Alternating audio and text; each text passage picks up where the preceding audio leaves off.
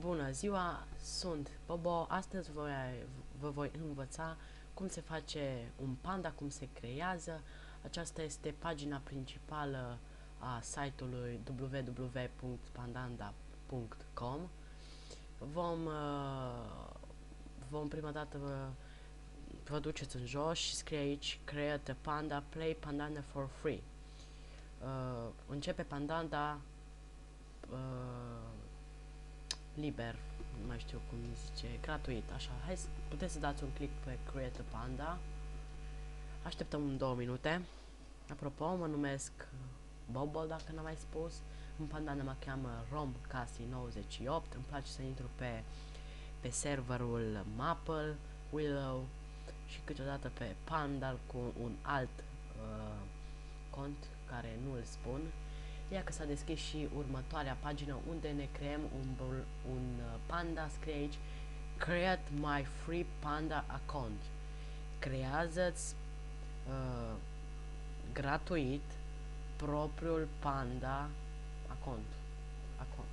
Așa, aici la My Panda Name vei scrie numele dorit de Pandanda. Hai să scriem, de exemplu, ce să scriem? Să mă gândesc un pic. PD Clubs, de la Pandanda Clubs. Password, scrieți o parolă, eu voi scrie la nimereală, voi scrie o parolă.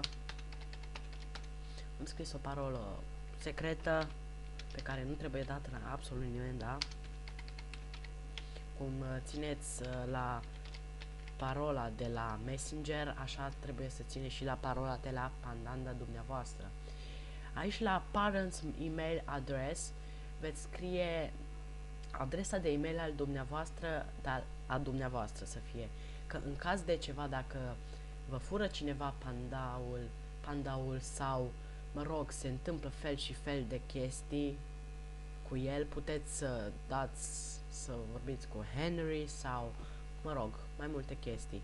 Vom învăța în altundeva. Eu scriu Pandanda gmail.com și la confirm email address veți scrie tot aceleași adrese de e-mail pandanda gmail.com. Bun, aici filtră chat și save chat. Filtră chat înseamnă că puteți vorbi cu cuvintele dumneavoastră în joc, bineînțeles, și save chat aveți în stânga o bară unde sunt numai texte. Eu voi selecta filtră chat. Acum selectați toate aceste termene. Aici sunt de acord ești de acord, mă rog, nu prea știu nici aici. Aici vă alegeți o culoare al dumneavoastră preferabilă și veți da next. La mine este invalid email adres deoarece mai am un cont pe această adresă de e-mail, dar la dumneavoastră veți da next și vă veți confirma contul și contul dumneavoastră este foarte, foarte bun. Sunt Bobo, în Pandanda mă cheamă RomCasi98 și ne vedem în următorul tutorial. La revedere!